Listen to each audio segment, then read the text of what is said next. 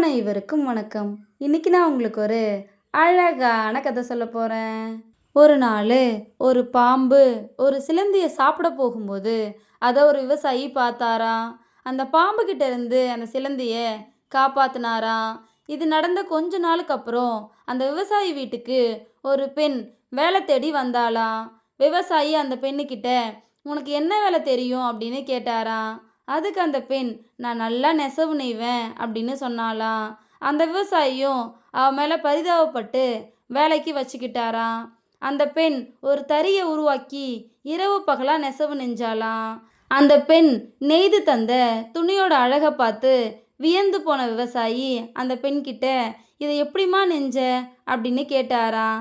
அதுக்கு அந்த பெண் நீங்கள் என்கிட்ட எதுவுமே கேட்கக்கூடாது, என்னோட அனுமதி இல்லாமல் என்னோட அறைக்கு நீங்கள் வரக்கூடாது அப்படின்னு சொன்னாலாம். அவரும் சரின்னு சொன்னாராம்.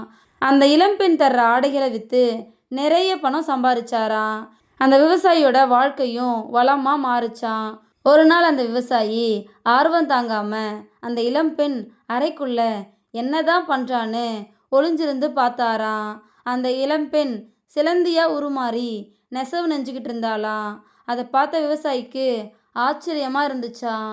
நம்ம காப்பாற்றின சிலந்தி தான் நமக்கு நன்றி தெரிவிக்கிறதுக்காக பெண்ணாக உருமாறி வந்திருக்குன்னு அப்போ தான் அந்த விவசாயிக்கு புரிஞ்சுதான்.